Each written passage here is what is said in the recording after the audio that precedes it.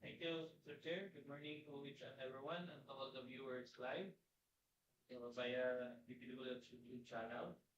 Today's procurement activity, the previous conference. For the project, we have 25JC0009, construction of drainage structure along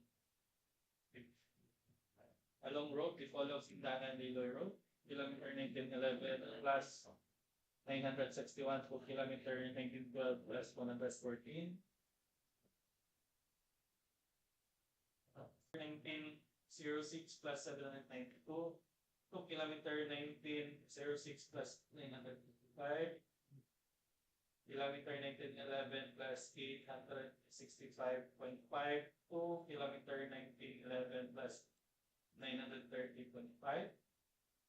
Kilometer 1911 plus 977.3 to kilometer 1911 plus 999.2.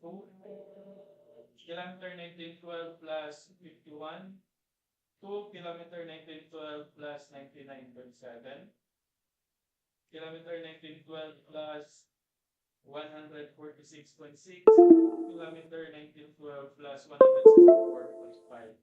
Third one, we have 25JC0011, widening of bridge, Pasanan Bridge B00450 along Dipolog-Sindangan-Liloy Road. And last will be the 25JC0012, construction Junction, 3,003 steps to the leading to Tulwanan village, Old Town site, Zamboanga. But before we proceed, please acknowledge as I call your name. Start with our chairperson. We have Engineer Secretary Tulwanan. Our vice chairperson, we have Engineer Dipolog-Sindangan-Liloy. Present. Back members, we have Engineer Dipolog-Sindangan-Liloy. We have Engineer Tulwanan, Engineer Almarci Acevedo. Present. From the end user, Engineer James, and from the technical working group, headed by Engineer Romero. And members, DWG member, we have Miss Rochelle Garcia. Present. We have Engineer Janice Torres. Present. Engineer Olivier Garcia. Architect Mr. Sopong Hasan.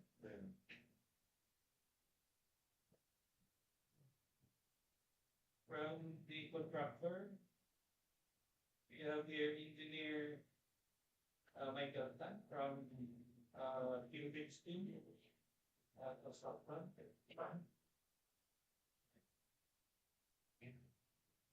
Observers viewing online.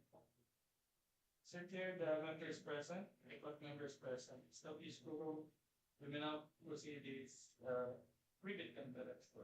Thank you, Mr. Secretary. The bank is in Puro, which we will discuss further. I call to our presentation of this project.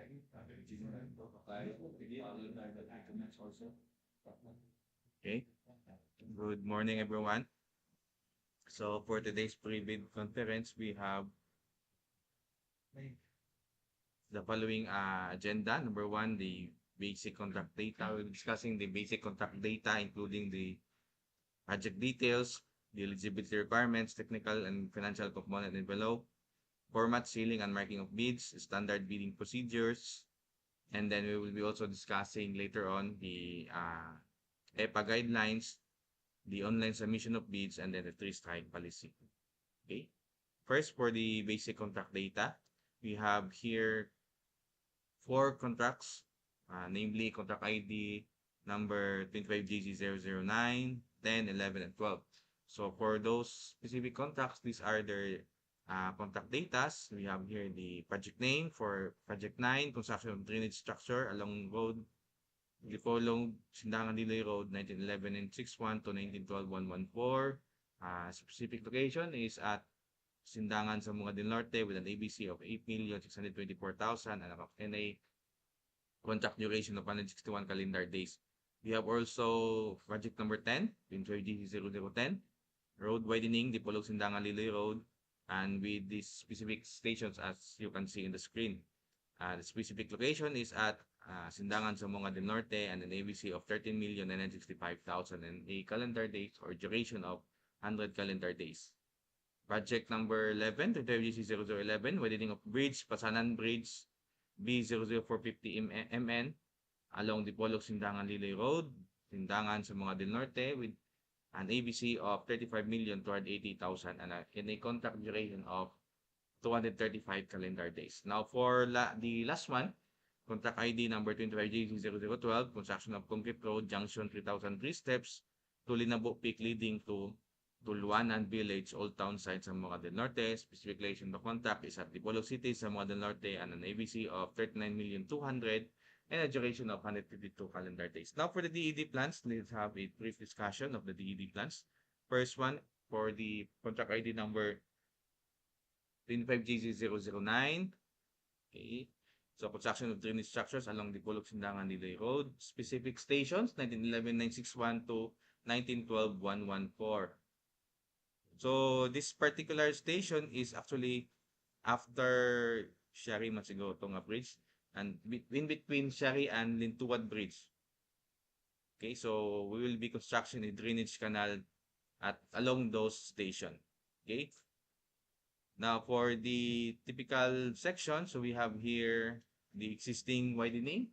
And then for location nearing the approaches of the bridges, so there will be a curb and gutter, sidewalk, and then slope protection, and then the drainage canal under below the slope protection. So the outlet is at the creeks, no?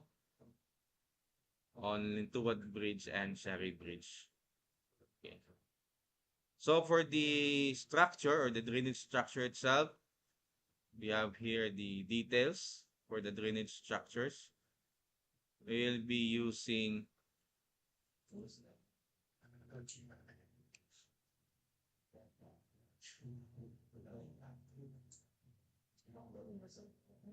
structural concrete for this particular project. No?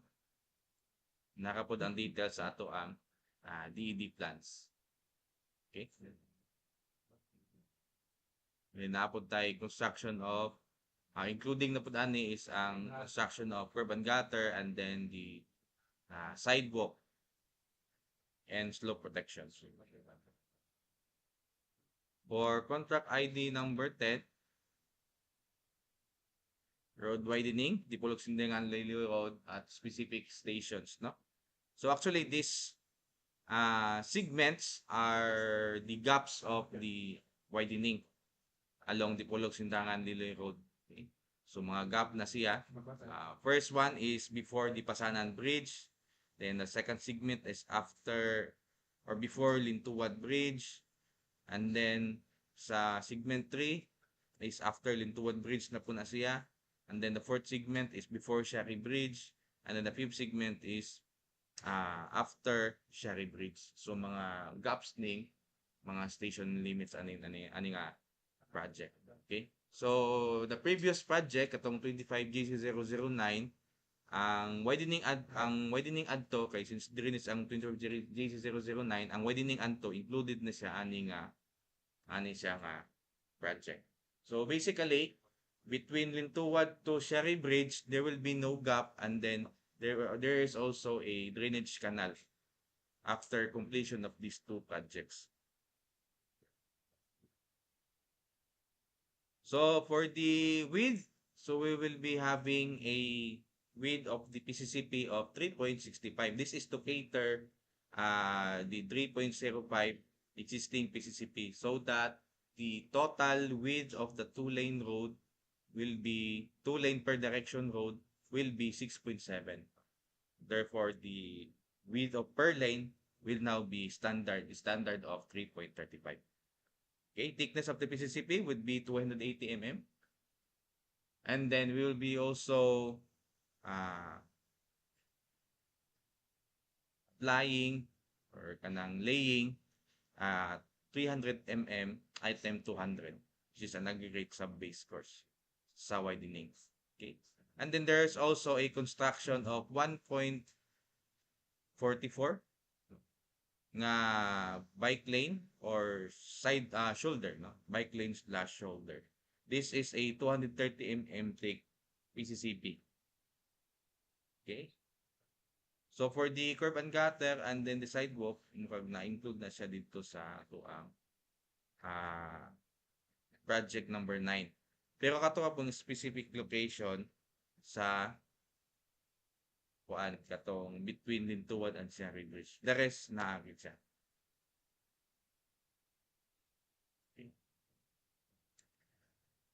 For project number 10, number 11, we have here widening of bridge sa Pasanan Bridge along Dipolog-Sindangan-Liloy Road. So we will be constructing a widening of bridge, no, sa atuang Pasanan Bridge. So dili siya parallel bridge, widening meaning both sides we will be constructing one lane bridge. So that after completion the bridge will now become 4 lanes. Okay. So as you can see here, this is the general plan of the bridge. Okay. The length would be 20 meters. Okay. 20. So 20. So all in all, nasa sa mga 40 meters. Okay, sa ito nga. 20 man na siya. 40. Then, i-consider na to itong sa iyang expansion gap. So the width would become 40.84.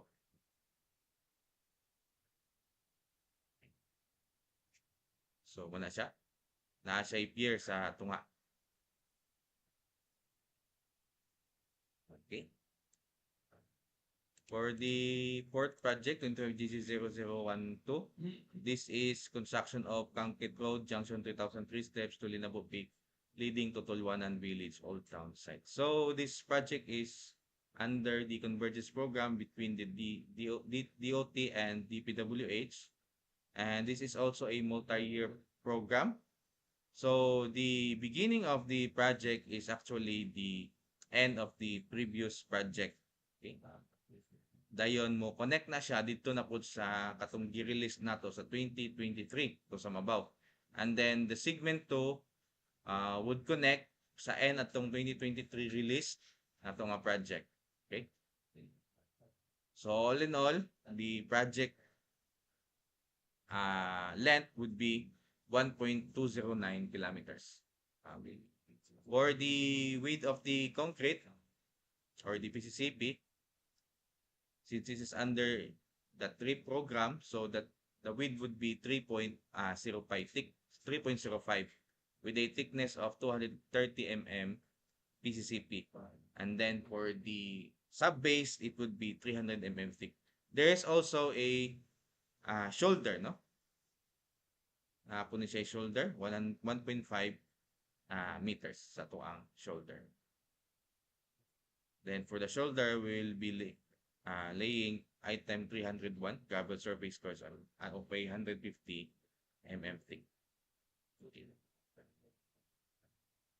So there is also included also in the contract is the application of pavement markings and then construction of slope protection works.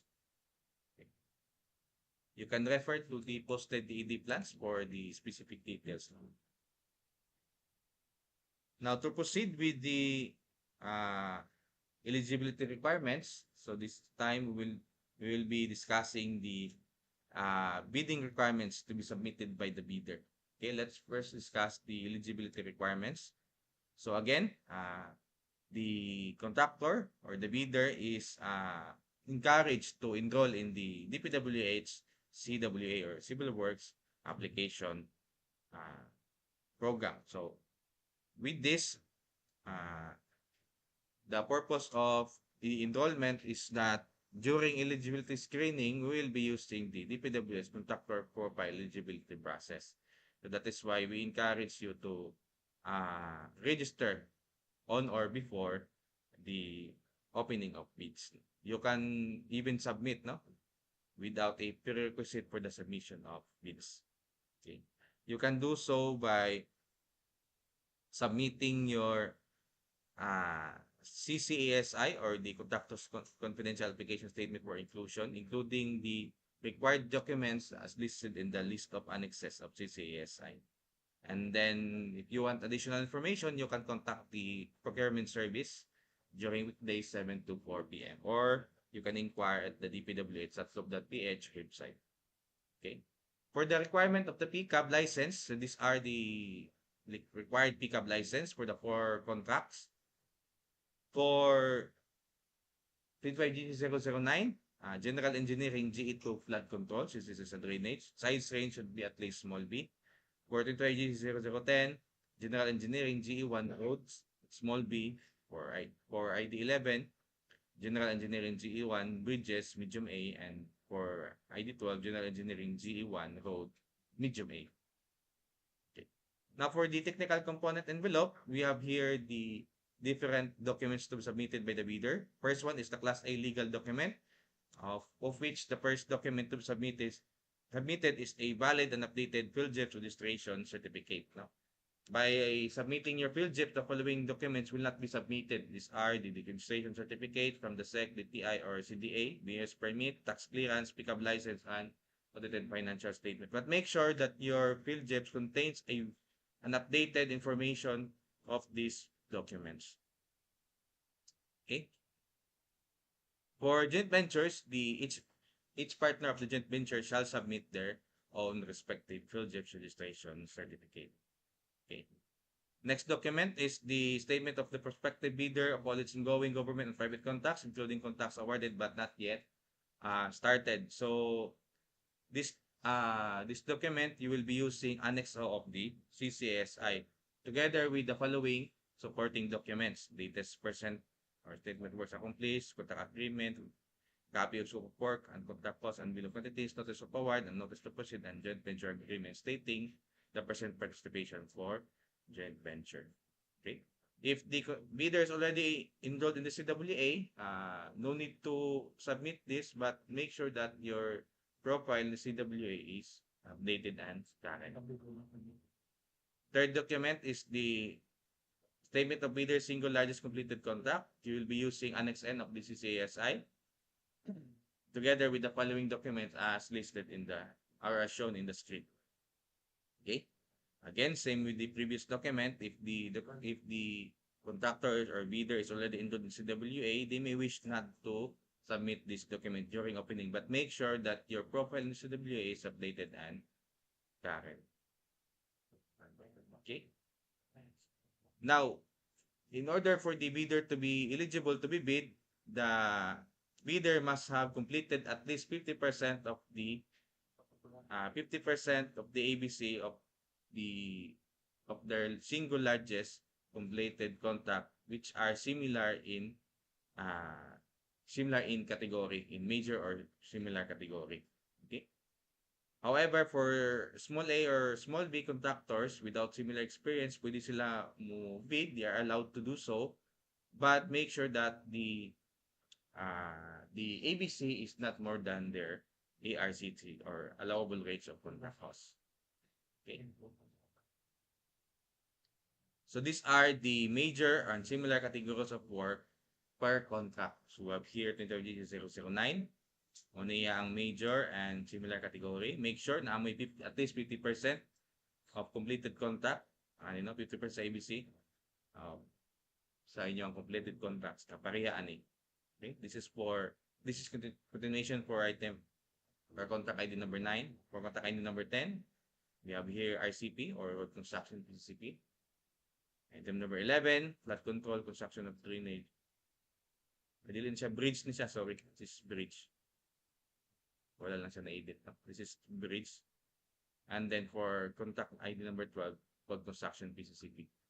Correction, no? This is bridge ning number 11. Dili niya siya FCN. But the similar category is the same. Okay, another document is the special pickup license. This will only be submitted for joint ventures and their registration of the type and cost of the contract committee. Another document is the original copy of their bid security. We have different forms of bid security as shown in the screen. And then we'll be using the prescribed form as to the bid security that you will be submitting. And for the validity, it's 120 calendar days. And for the amount, this is also shown in screen. It depends on the form of the bid security. But the most common is the notarized bid security declaration. Although there is no stated amount, but make sure that your bid security declaration is notarized. Okay. We have here shown in the screen different forms of bid security. Okay. Now, since these projects are under EPA or early procurement activities, there is a possibility that you will be asked, if you are the lowest calculated response bidder, you will be asked to extend your bid validity so that it will remain it will not the validity will still be current, no, or updated before the approval of the contract. So you have the right to extend your bid validity, but if dili mo extend, dili apod na to. Your bidder will be rejected, but your bid security will not be forfeited. You can also change the form of bid security, no, during this extension, but this should be done prior to the expiration of your bid security. Okay. Another document to be submitted by the bidder is the organizational chart for the contract to be bid. You will be using form number 13. In this form, you will be reflecting or indicating the names of the key personnel as required in the bid data sheet, clause number 10.4. Okay. Another document under project requirement is the list of contractors' key personnel. You will be using form number 14. And then the following documents should be submitted. Number 1 is the curriculum vitae per personnel with experience data, notarized of affidavits of commitment to work per personnel, photocopy of valid PRC license, photocopy of valid certificate of accreditation or training. Okay? So what are the minimum or the list of key personnel required per project? So for the 4 projects, they have the same required key personnel. So these are 1 project manager, 1 project engineer, 1 materials engineer, and 1 geometry control. We also have 1 safety officer, 1 first aider, and 1 foreman. Okay, as you can see in the screen, we have here the minimum years of similar experience and minimum years of total experience. However, for PE1, the pledged personnel should be at least DPWH accredited provisional project engineer or DPWH accredited project engineer 1. This is in compliance with DEO number 148 series of 2024. And then for materials engineer, should be an accredited materials engineer 1 at least, no? This is in compliance with DEO number 98 series of 2016. Okay. For safety officer, should be an accredited DOLE safety officer 3. And for first aider, DOLE accredited first aider. So these are the limits of assignment of the accredited project engineer. So make sure that your pledged personnel must not go beyond the limits of assignment for it to be valid, no, ang inyong pledge. If not, then you will be automatically post disqualified.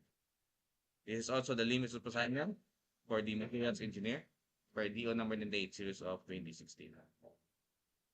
Okay. Additional requirement for geometric control. The pledged personnel must be a graduate of either Bachelor of Science in Genetic Engineer or Bachelor of Science in Civil Engineer, or the pledged personnel might be a licensed civil or genetic engineer. But also, now make sure that the pledged personnel had attained the required minimum years of experience as shown in the screen a while ago, no, in engineering survey. Okay. Copy of transcript of record, diploma, or valid PRC ID shall be attached in the bidding documents. For safety officer, kinanglan na ka-undergo siya og mandatory 40-hour basic construction occupational safety and health training. For first aider, na siya certification, no, of training course from any accredited organization as required by the DOLE Department Order number 235 series of 2022. Okay. Pursuant to item number 6 of Department Order number 9 series of 2012, natay mga required nga certification, no? If the employee propose for the technical as technical personnel, no, na asay laing assignment to another project, so pwede nimo siya i-pledge but make sure that the following certification must be provided, no, stating that the person will be pulled out from the ongoing project once the bidder is awarded the contract, and he or she will be replaced with another person with equal or better qualifications as certified by the head of the implementing office.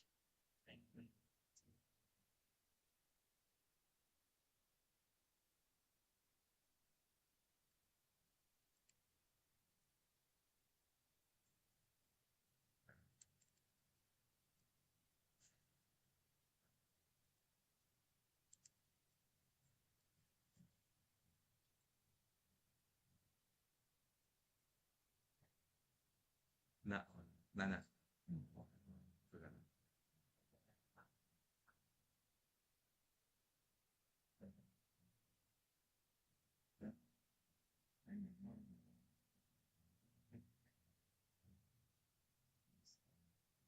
Okay.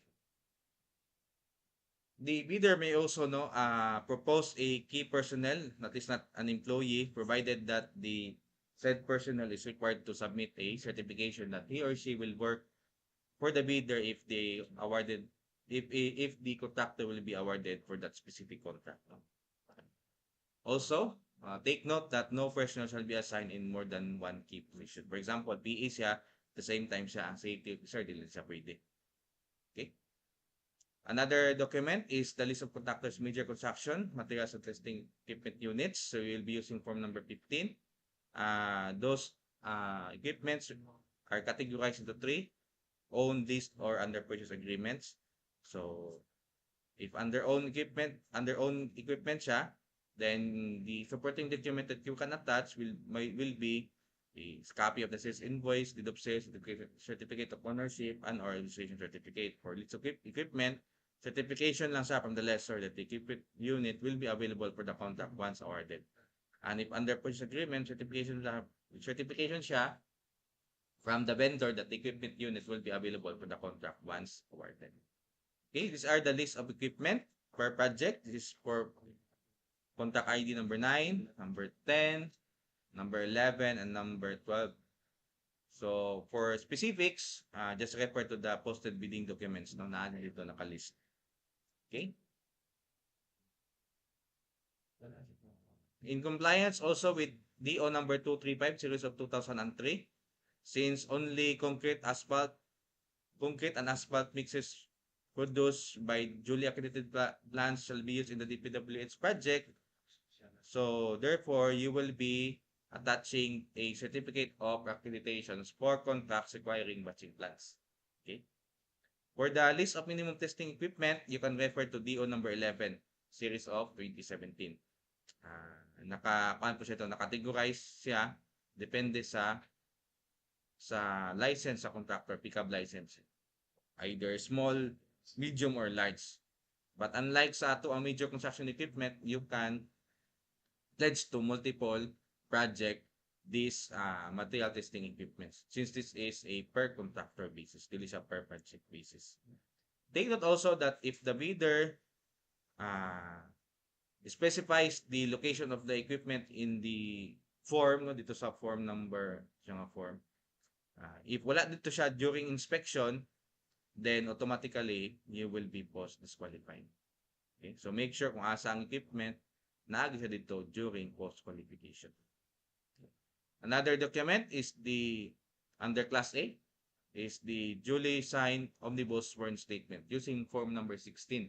So the latest OSS is now composed of 10 statement. Additional document to be submitted for corporation, partnership, or cooperative is the original notarized secretary certificate. So hinanglan din siya. Yung sole ka siya, for sole proprietorship, wala ka.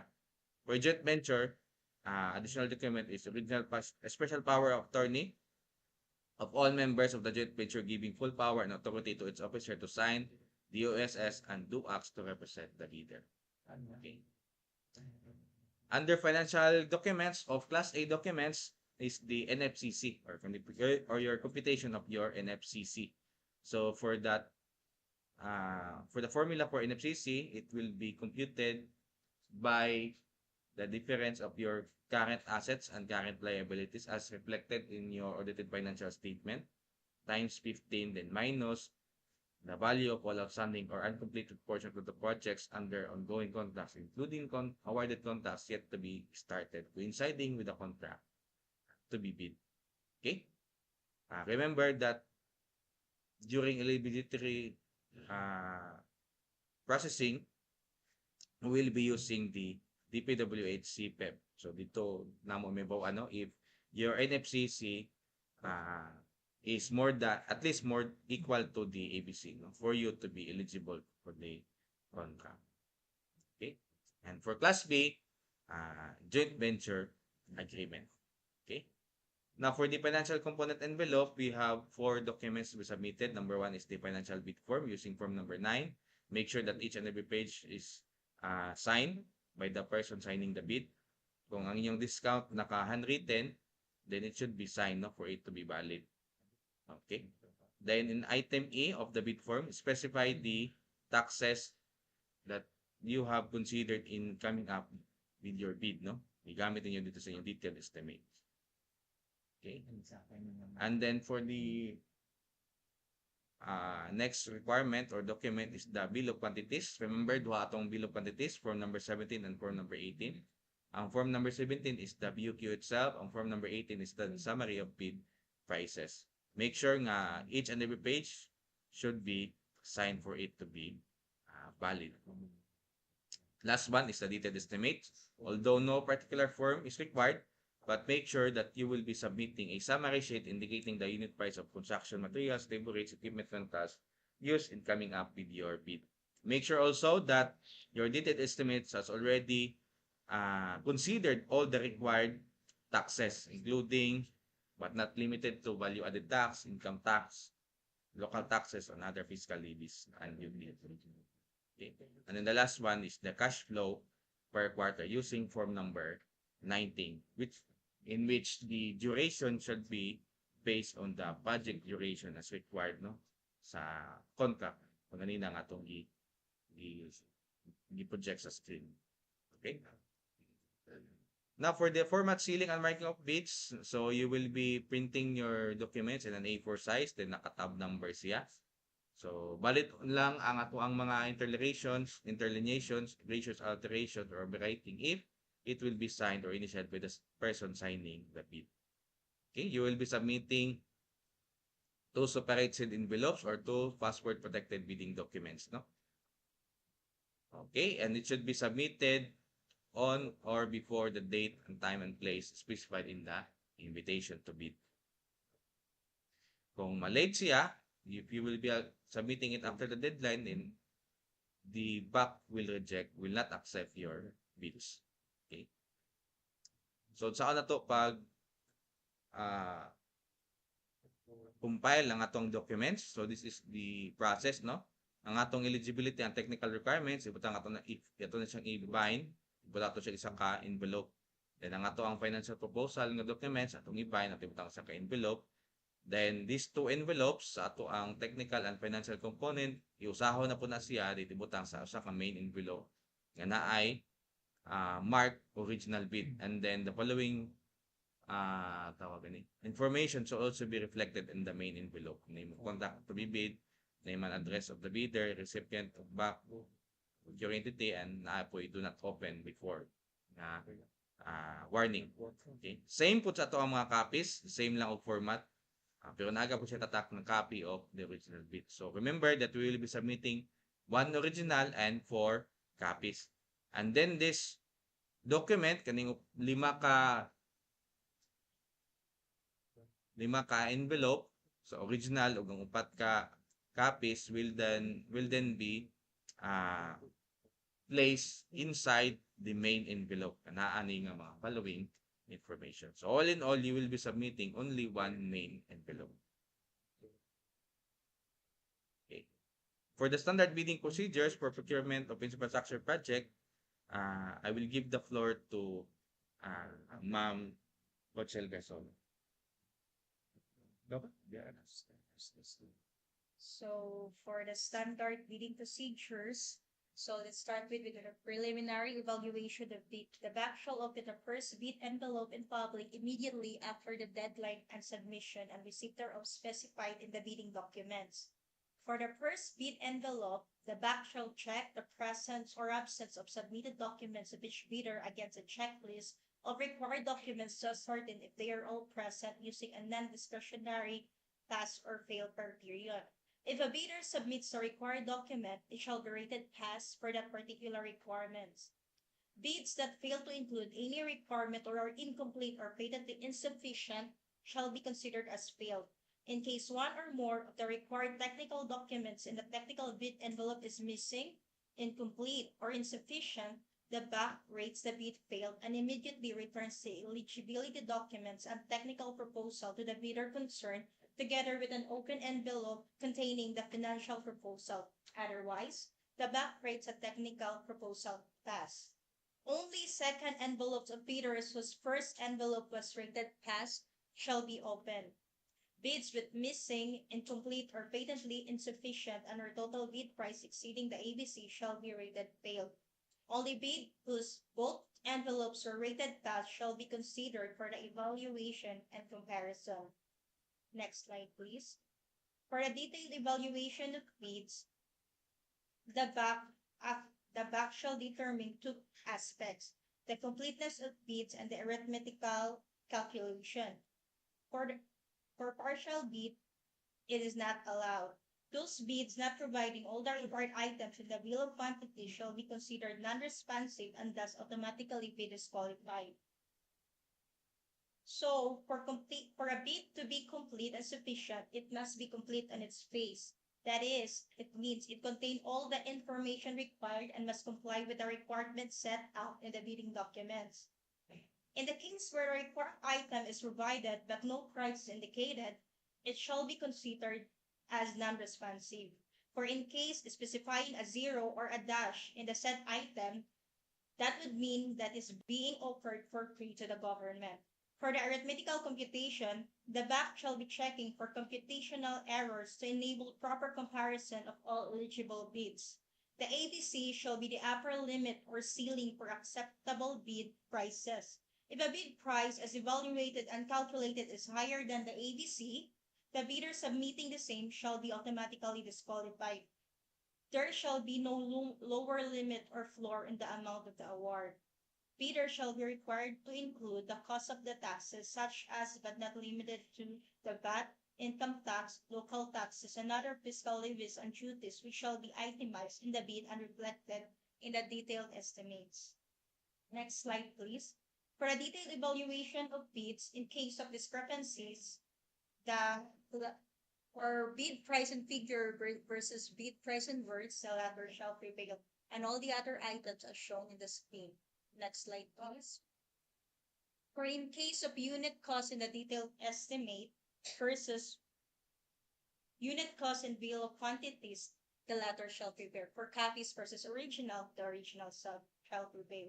After the detailed evaluation of bids, it shall then be ranked in ascending order for their total calculated bid prices to identify the lowest calculated bid. The bidder with the lowest calculated bid shall then undergo post-qualification. So the purpose of this post-qualification is to ensure whether the lowest calculated bid complies with and is responsive to all the requirements and conditions as specified in the bidding documents.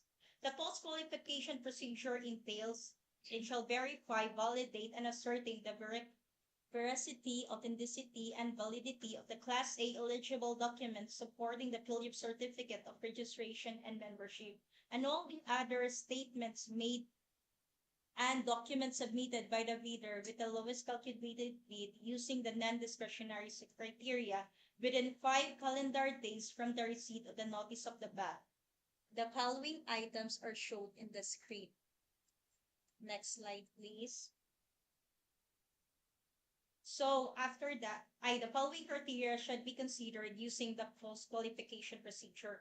For legal requirements, first, the BAC shall verify, validate, and ascertain licenses, certificates, permits, and agreements submitted by the bidder. Next, the BAC shall verify if the bidder is not included in any blacklist.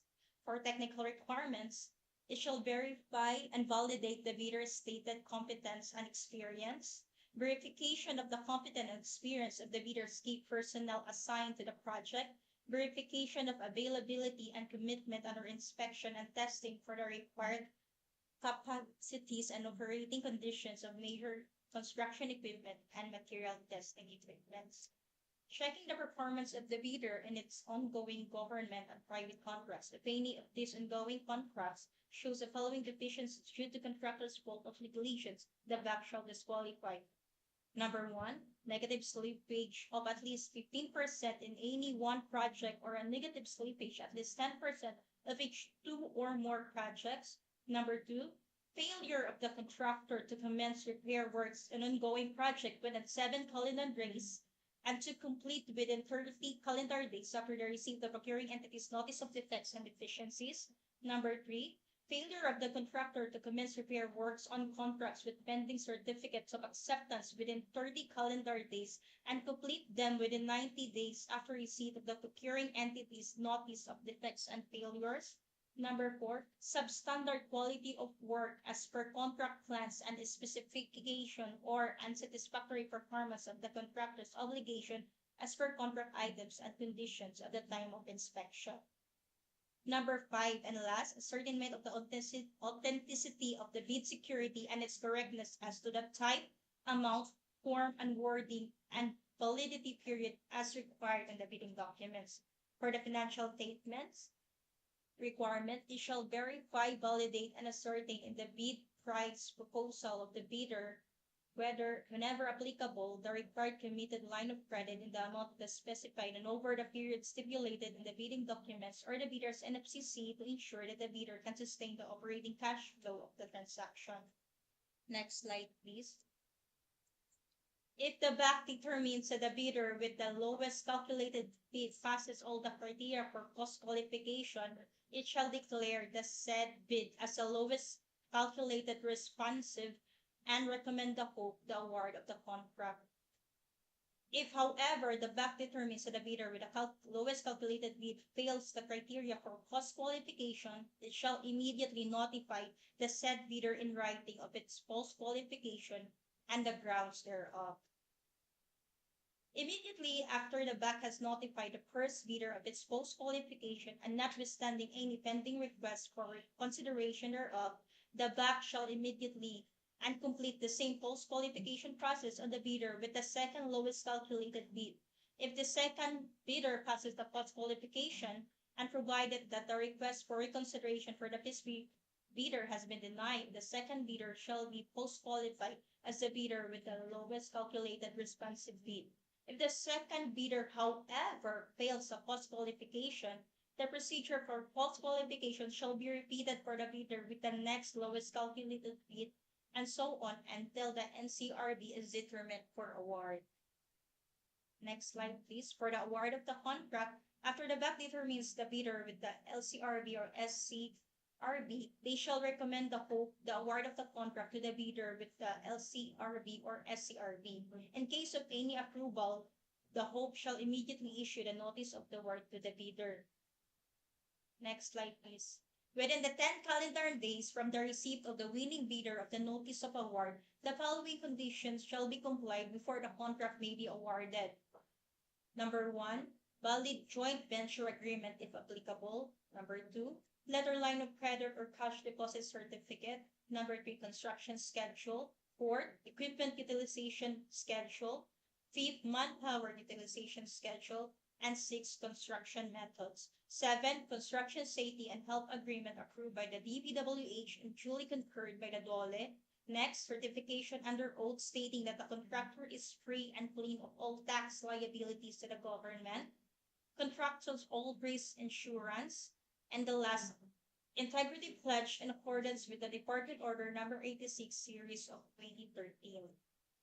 Posting of performance security in accordance with Section 39 of the 2016 revised IRR of RA 9184, signing of the contract as provided in Section 27.2 of the revised IRR of RA 9184.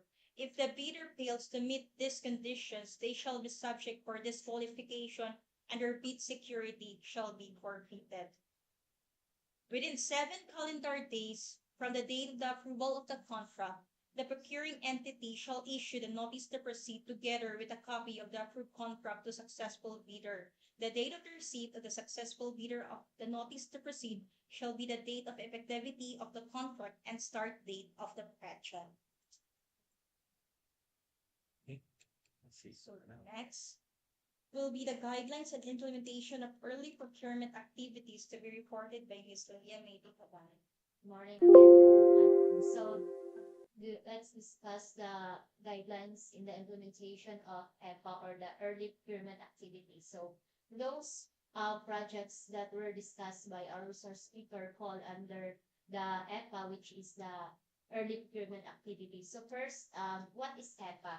So EPA or early procurement activities shall refer to the conduct of procurement activities from posting of the procurement opportunity until recommendation in the bank or the bids and awards committee to the home as to the award of the contract for goods to be delivered or our infrastructure projects to be implemented and the consulting services to be rendered in the following fiscal year pending approval of the respective funding sources, which is our GAA. So the reference of this EPA is the section 7.6 of the revised IRR of RA 9184 states that to facilitate the immediate implementation of procurement of goods, infrastructure projects, or consulting services, even pending approval of the GAA, and notwithstanding section 7.2 hereof, the PE or the procuring entity may undertake EPA. So, what is the rules and the procedures of EPA? So, the conduct of EPA only covers advertisement or posting of invitation to bid to recommendation of the bank to the hope as the award of the contract. So, tama na dito sa recommendation sa ato ang hope sa atong process. So, this is pursuant to Section 85 of Presidential Decree number 1445 or the State Audit Code. No contract involving the expenditure of public funds shall be entered into unless there's an appropriation. So, we cannot award a contract if we have no approved GAA. So, accordingly, pending approval of our GAA, these activities is also pulled or suspended. So first activity is the 15-day period for the hope to approve the resolution of the bank and to issue the notice of award provided under Section 37. Second activity is the 3-month period within which to complete the procurement process from the opening of bids up to the award of contract under Section 38 of RA number 9184. So these are the activities that will be suspended or be pulled. So the period of time to the award of contract and termination of the procurement process, as the case may be, shall begin to run again upon the approval and effectivity of GAA. It shall not commence anew, but rather grants the hope the balance of the remaining period to award the contract or terminate the procurement process. So according to section 61.1, suspended naman atong mga procurement process, but sa section 61.1, this is according to the fixed price rule in procurement. So states that for the given scope of work in the contract as awarded, all bid prices shall be considered as fixed prices. So and therefore not subject to price adjustment and escalation during contract implementation except under extraordinary circumstances and upon prior approval of GPPB. So if there price escalation pagka next year dako na siya, so dari na mo kuan atong item C of DO number 63 series of 2022 upon recommendation of the implementing office, and if the increase in price materials cause the project subject of procurement no longer economically feasible, the bank may invoke the reservation clause pursuant to section 41C of 26 IRR of Republic Act number 9184 and declare a failure of PD.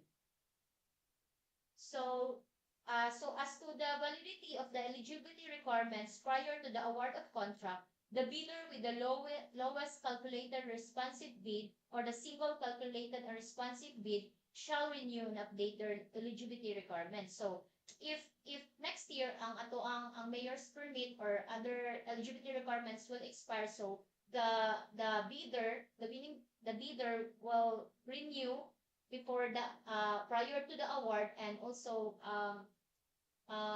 i-update ang ilang projects also. So in the case of failure, refusal, or inability of the bidder with LCRB or SCRB to renew and update the eligibility requirements, the bank shall disqualify the said bidder and follow the procedures outlined in Section 40.2 and 40.3 of the 2016 revised RRR of RA 9184. So as we discussed earlier, no, if the funding sources of the procurement projects has yet to be approved and made effective, the bank through its secretariat will request the bidders to extend the validity of their bid securities beyond 120 calendar days prior to its expiration. So a change in the form of the bid security is allowed only if it's made prior to the expiration of the bid validity thought to be extended. So if the bidder refuses to extend the bid validity, the bank will reject the bid submitted by the said bidder but without forfeiting their bid security. So, about the conditions of award, notwithstanding the mandatory procurement timelines provided in Section 37 of RA 9184, procurement projects undertaken through EPA may be awarded upon approval and effectivity of the GAA. But the PA, no, shall not award the contract if walang alato na receive ang special allotment release order or sub-allotment release order. So, dapat ma-receive sa IHA ma-award ang contract. So what are the cases na the bank shall declare a failure of bidding? So first katong ganina atong discuss is the price escalation. So that one mo na siya one nga pwede mag-declare ta. So the second is the funds appropriated in the 2025 GA is lower than the ABC of the project subject of early procurement. So if gamay karon ang ABC karon is for 5 million pero sa 2025 ang gaan nabot na lang siya ang iyang allotment is 3 million, so we have the discretion to declare the failure of bidding. So second is the project's title subject of early procurement was non-existent of modified or changed in the 2025 GAA. So if wala na siya sa GAA nga ma-release next year, so we have also the right to declare the failure of bidding. Unless the modification or change is an apparent clerical error in the contract name and may be resolved through correction of data or modification.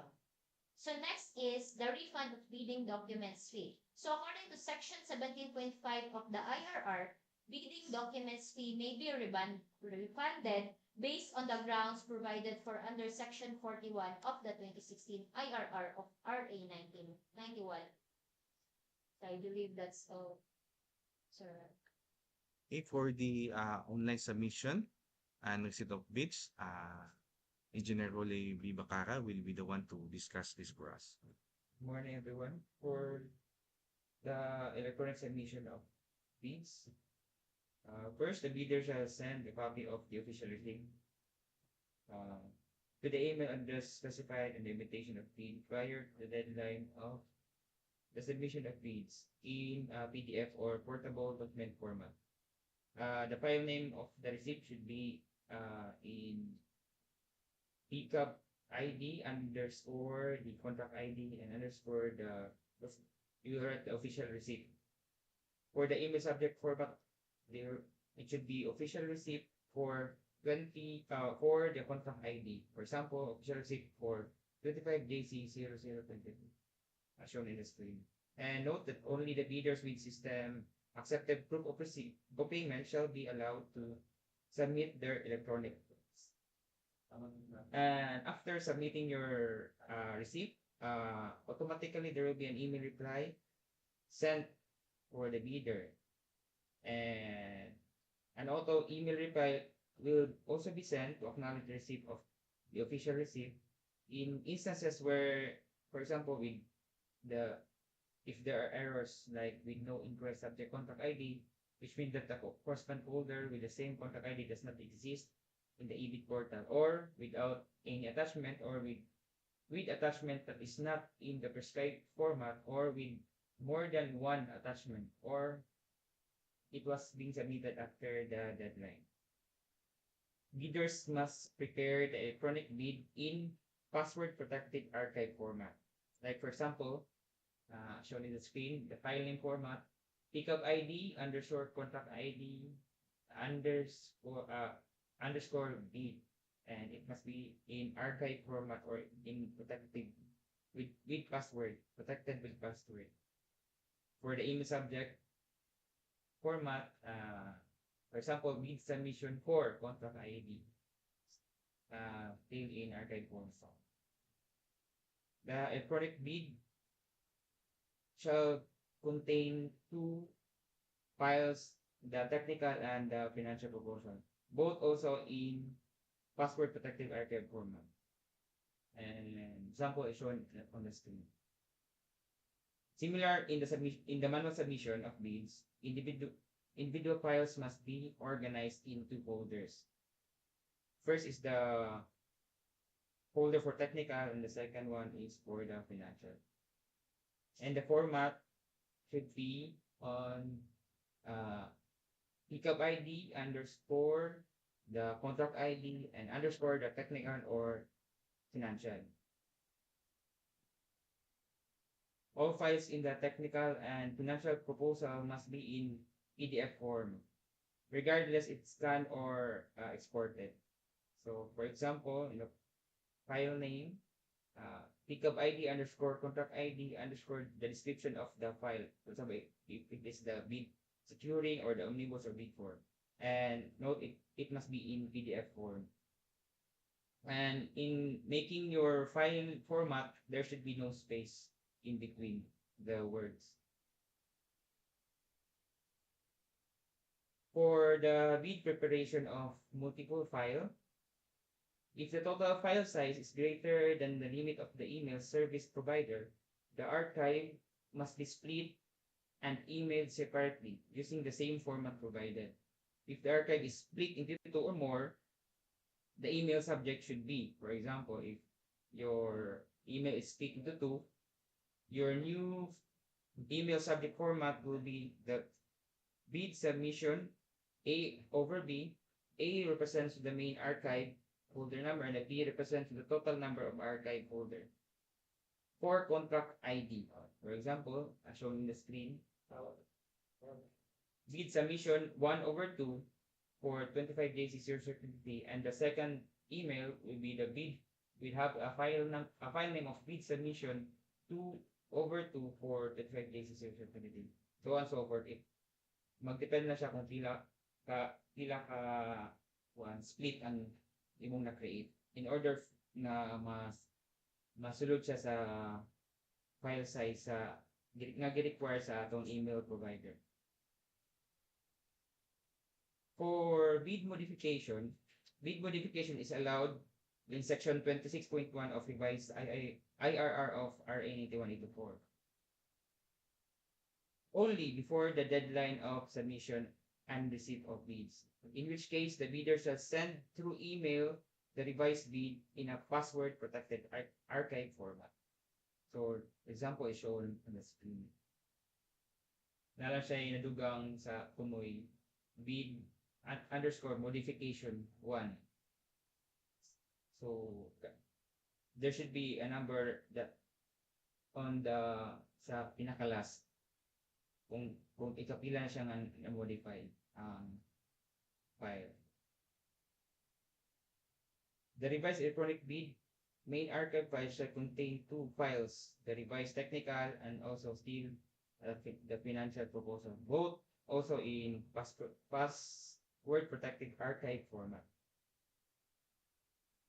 Similar again to the manual submission of revised bids, individual files must be organized into two.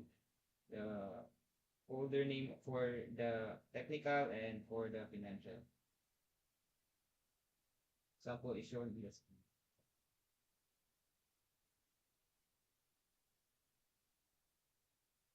All files in the modified technical and modified financial proposal must be in, once again, portable document format or what we call the PDF. So file name format, sample shown in the screen. And for the submission of bids, Bidders must submit the electronic bid to the email address identified in the invitation to bid and bid data sheet, which is for our emails to our official email address,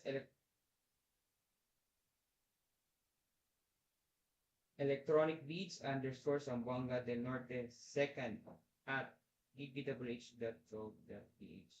Bidders must use the registered email address in the Civil Works Application or CWA.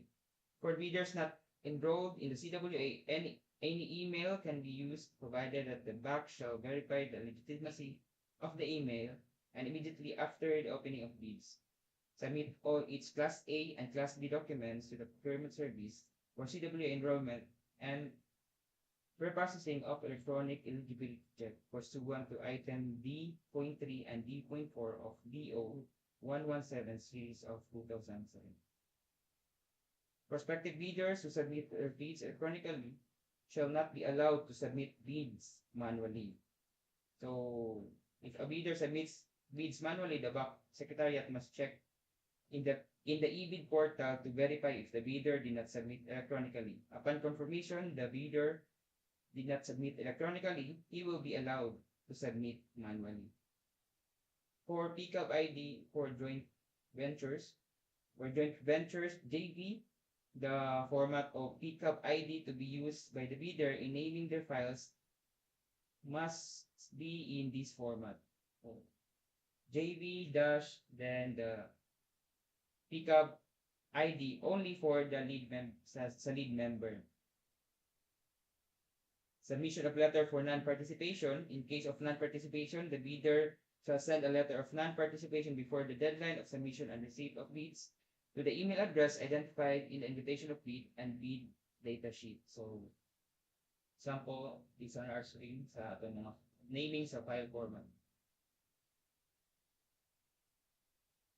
For submission of letter of withdrawal, in case of withdrawal of bid, the bidder shall send a letter of withdrawal before the deadline of submission and receipt of bids to the email address identified in the invitation of the bid and bid data sheet. Sample is on the screen.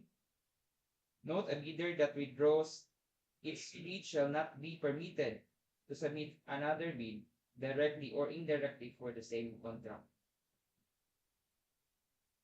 For receipt of bids, an auto reply, receipt of bids and auto reply shall be sent to the bidder after successfully sending the electronic bid to the proper email address of the procuring entity concerned. The auto reply email shall serve as a bid receipt which can be saved and or printed by the bidder. The time indicated in the latest auto reply email shall be official time of submission. Bids submitted after the deadline shall not be accepted. An auto reply email shall be also sent to acknowledge receipt of electronic bids in the following cases. So we know correct subject without any attachment, with attachments that is not in the prescribed format with more than one attachment, or after the deadline, or with bids non-participation, the bidder has yet to submit proof of purchase of bidding document.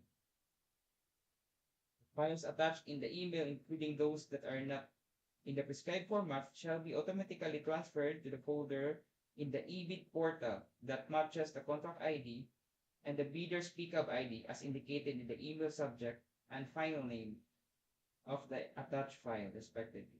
The following will not be accepted. So, the submission of bid without initially submitting the proof of purchase bidding documents, submission of bid after the deadline, and submission of proof of purchase of bidding documents after the deadline. Files that are part of an email with more than one attachment, invalid subject, contract ID, and unrecognized transactions will be stored in the respective subfolders under the unidentified documents subfolder in the procuring entity's main folder in the e-bid portal. The system shall add a timestamp in the format provided at the screen at the end of the file name of the received files, which represents the date and time when the bidder's email was received. On the deadline of submission and receipt of bids, the back secretariat shall officially close the contract ID folder of the contract under bidding in the eBid portal by renaming the project folder to the sample provided underscore contract ID underscore closed. For opening of bids, before downloading the electronic bid, the box secretariat must check in the eBid portal if the bidder has submitted a proof of purchase of bidding documents. Bids with no proof of purchase shall not be accepted. The box secretariat must download the electronic bid from the eBid portal and open it using the password provided by the bidder during the actual bid opening. The password shall only be disclosed by the bidders verbally or in writing during the actual bid opening, which may be done in person, phone call, through a letter, or through video conferencing, webcamming, or other similar technology available. If the bidder chooses to disclose the password through phone call, he should make sure that the contact numbers as recorded in the CWA are open when the back calls to ask for the password. The bidder may also choose call the back number which shall be announced during the bid opening time and wait for the opening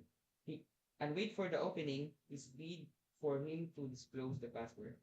If the bidder chooses to disclose the password through writing, the letters for password 1, this is for the main folder and the technical component file folder, and password 2 for financial component file folder, should be enclosed in separate envelopes with the sender's details, signed and sealed with marked password 1 or 2 that do not open before actual bid opening date and time. The password protected archive submitted shall be opened using the password provided by the bidder in the manner referred above and must be successfully opened or accessed by the BOC. Bidders shall be given a maximum of 3 attempts or a period of 15 minutes, whichever comes first, to provide the correct password, except in unforeseen justifiable circumstances. Otherwise, the bidder shall be disqualified. The bidder may also be subjected to the sanctions under DEO 28 series of 2024. That's what you call a three-strike policy, as may be warranted under the circumstances. If an electronic bid or file was found to be damaged and could not be extracted or opened, the bid shall be considered failed. So before, it is also responsible for the bidder to send or submit a folder that is not corrupted in order to magligay for failed. If a bidder committed typographical errors in the submission of electronic bid, attached files in a wrong format, some not password protected, the bid shall be accepted, provided that the bidder or its duly unauthorized representative shall acknowledge such conditions of the bid as submitted. The BOC shall assume no responsibility for the misplacement of the contents of the improperly sealed or marked bid, or improperly compressed or password protected folder, or for its premature opening. In case of non-participation and withdrawal bids, the BOC Secretariat shall check the letters of non-participation or bid withdrawal received in the dedicated email address and stored in the eBid portal, and shall observe the provisions under Section 26.2 of the revised IIR of RA 9184 and DO 28 series of 2024, which is the B-type policy. Okay, thank you, Engineer Bakara, for the presentation of the online submission and exit of bids. For the last presentation, we'll be discussing the three-strike policy of the department. So what is a three-strike policy? So the main reference for this provision is actually recorded in Section 69.1 of the revised IR of RA 9184, which states that in addition to the provisions of rules 21 and 22 of this IR, the hope subject to the authority delegated to the BOC, if any, shall impose on the bidders or prospective bidders the administrative penalty of suspension for 1 year for the first offense and suspension for 2 years for the second offense from participating in the competitive bidding process, as well as disqualification from further participating in the competitive bidding being undertaken by the procuring entity concerned were applicable for the following violations. And one of the violations is listed in item I, which states that all other acts that tend to defeat the purpose of the competitive bidding, such as habitual withdrawing from bidding, submitting late bids, and patently insufficient bid for at least 3 times within a year, except for valid reasons. Thus, in plain definition, so the three-strike policy just refers to the sanction imposes on bidders committing 3 strikes or violations considered as acts that tend to defeat the purpose of public bidding within a year. So the first day for that 1 year duration should be the date of the first strike or the first warning. So from Department Order number 28 series of 2024, these acts or violations are classified into 3 major categories. Number 1, withdrawal from the bidding process, either submission of non-participation letter or failure to submit a bid after purchasing documents without a valid reason. Number 2, submission of late bids without valid reasons as determined by the BAC. And the third one is submission of patently insufficient bids. So discuss first the first category, which is the withdrawal from the bidding process. Or submit mo letter of withdrawal or submit mo of letter of non-participation or wala mo submit og bitan unsa nga letter pero nagpalit mo og bid. Okay? The only reason to be accepted no by the BAC so that you will not be strike no is that if during your computation to your bid that you might be submitting, you had determined that your proposed bid will exceed the approved budget for the contract. Mo kag na siya ay acceptable reason no nga mo withdraw mo during sa inyo ang pag-compute sa inyo ang bid price, nakita nyo nga muhabog pa mo sa ABC. And to substantiate this reason, kinahanglan nga mo provide mo ani nga evidence. Number 1 is the detailed budget estimation and number 2 is the market price report. Basis sa inyo ang computation sa inyo ang estimate nga mo exceed na mo sa ABC. Okay? So that is the only acceptable reason for the first category. Number 2 is submission of late bids without valid reason as determined by the BAC. So, ang acceptable reason lang ani is number 1, due to extraordinary circumstances such as force majeure. Di mo makasubmit kay gabagyo, pwede na siya, acceptable. Or, due to unexpected, unavoidable external events that impede or prevent the bidder from timely bid submission as defined in Article 1174 of the Philippine Civil Code. So basically, this means that the person or the bidder cannot submit their bids because of an unforeseen occurrences or foreseen siya pero inevitable. Okay? For example, ang gadala sa iyang bid, na-discuss siya. So, di niya masubmit, na-discuss siya. So, pwede na siya. Acceptable na siya nga reason. Basta kay unforeseen siya nga event or foreseen siya pero inevitable. Okay, mukha na siya ang acceptable reasons no for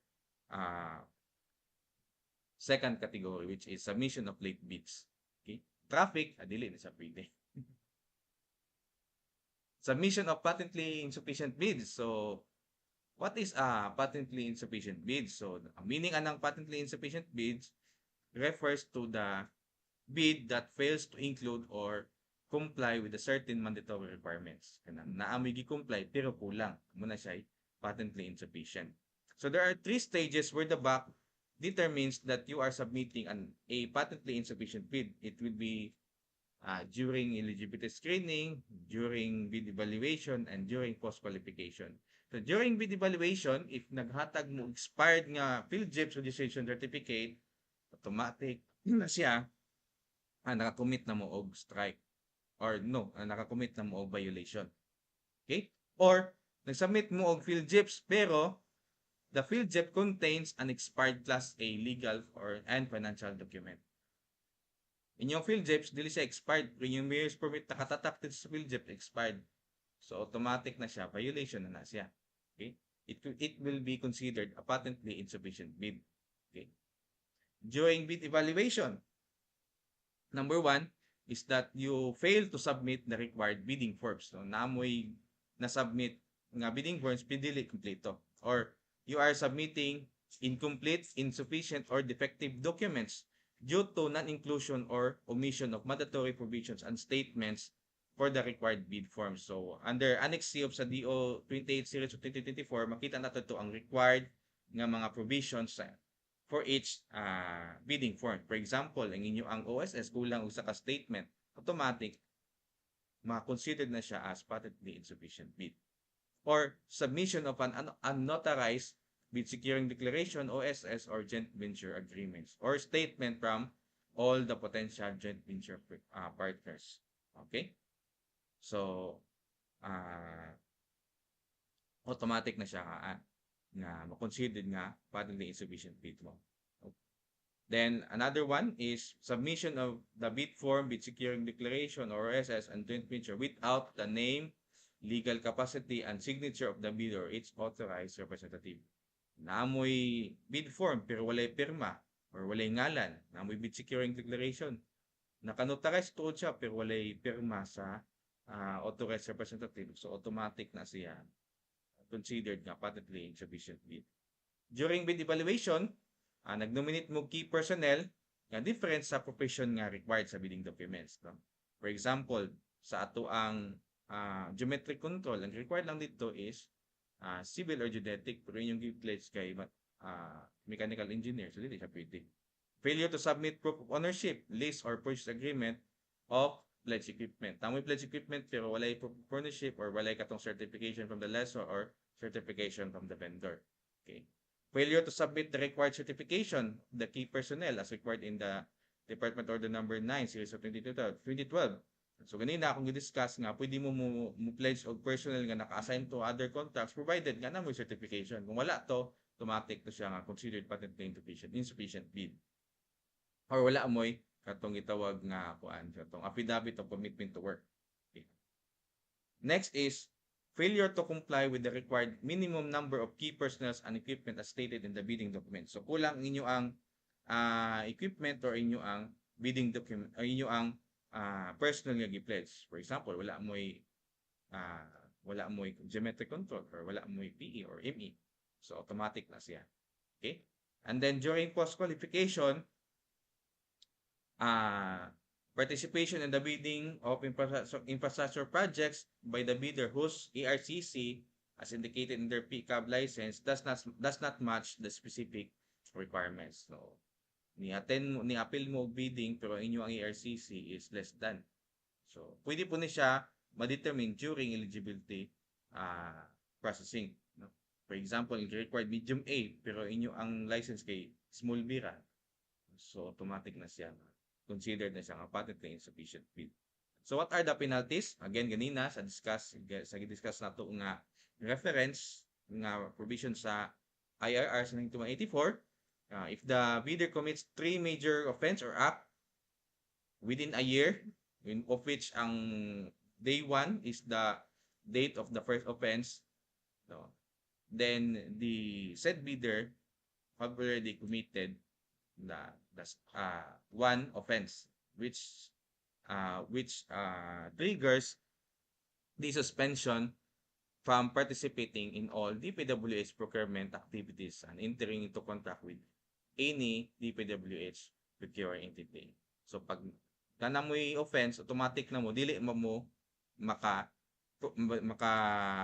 maka-enter into contract or makabid sa any DPWH PE or procuring entity.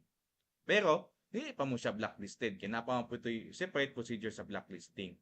Pero, it may result into blacklisting. So, naay procedure, no? Nga paunsa mo nga ma-blacklisted. Okay? So, sa first offense, pwede siya ma-blacklist for a period of 1 year. Dili siya automatic nga na mo suspension order, ma-blacklist na mo sa tanang government agency. Napay procedure. Okay? Pero definitely, dako gid ang chance nga mapadulong na siya into blacklisting. Okay? Another penalty is that your bid security will be forfeited. Okay, if makadawat mo suspension order. And if the bidder commits another set of 3 offenses or more, no? Nakahimo na mo first offense ganina sa primero, meaning 1 set of 3 offenses or 3 violations, then pagka pipila ka years nakakommit na pud mo another 3 set or more, then automatically you will be kanang suspended pa man tuuna sa DPWH, then eventually you will be blacklisted for a period of 2 years. Instead of 1 year, 2 years na siya. Okay? When an offense leading to a strike is identified, the erring bidder will be promptly notified by the Bids and Award Committee and given chance to explain their actions before any final decision is made. So kung ano mo yung ma-receive ng strike, napampud mo yung notification and then you will be explained na maka-receive mo show cause order. Then you have the chance to explain nga nung dili mo pwede i-strike. If the bidder is suspended due to 3 strikes, they may have the right to file a request for reconsideration. So kung ano mo yung 3 strike, mas ma-suspended man mo sa DPWH. Pero, napa mo yung right to file a request for reconsideration. Munang dili pa, siya ma-blacklist pa yun, no? If the suspended bidder has filed for request for reconsideration, the awarding of the contract may be deferred until such request is resolved. For example, no? Nakita nga suspended na mo. So, nag-file mo request for reconsideration. Pero na may other contract nga i-award na na sa inyo Pero kana nga contract dili pa na siya i-award, depending pa na siya until such request katong RR ninyo or request for consideration is resolved. Okay?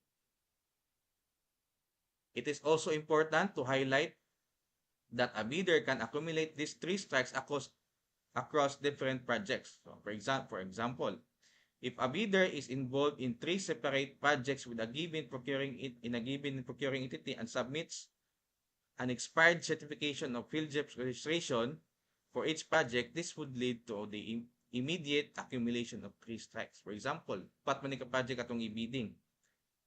Sa upat, nag-submit mo og bid. Kanya katong i-submit mo ninyo nga bid, expired niyo field so automatic 4 na to siya ka violations. So lapas nagtulo. So pwede na mo yung chance no nga you will be suspended automatically. Napo po na siya process, no? If a bidder has accumulated 3 strikes, this alone shall not be grounds for ineligibility, disqualification, or post-qualification until the suspension order is approved by the Secretary and unofficially posted in the DPWH website. So although nakakommit mo 3 strikes, dili pa din na siya automatic nga mahimo mo ineligible, no? Kinahanglan pa pud na mo hulaton ang approval sa suspension order. Okay? And then ma-post po siya sa website. For a more detailed procedure regarding the 3 strike policy, the bidder can refer to the Annex A of Department Order number 28 series of 2024. Dito gi-detailed ang process, no, kung paunsa kung ma-3 strike policy, makakommit mo strike or makakommit mo offense na gyud, no, paunsaon ng request for consideration, sa mga procedures, pila lang ka days na dito detailed. So I guess that's all for the brief explanation of the DPWH 3 strike policy guidelines. So, Mr. Chair. Thank you for the big presentation and explanation to our results person. Any question and comment from the doctor?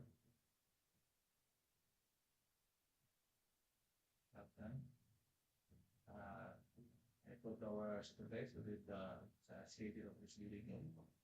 Yes, Mr. Chair, to interested bidders, the deadline of submission and receipt of bid and the bid opening as well as the preliminary examinations of bid shall be on November 25, 2024, 10 a.m. at Procurement Unit Office, Norte, Second District Engineering Office. That's all, Mr. Chair. Yes, you need motion for adjournment. Mr. Chair, since all the agenda are already discussed and presented, I will propose these 3 different. And Julie Secondary Thank you.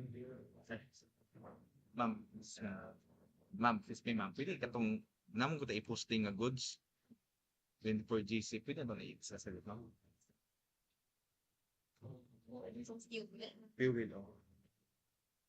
Para ma- Well,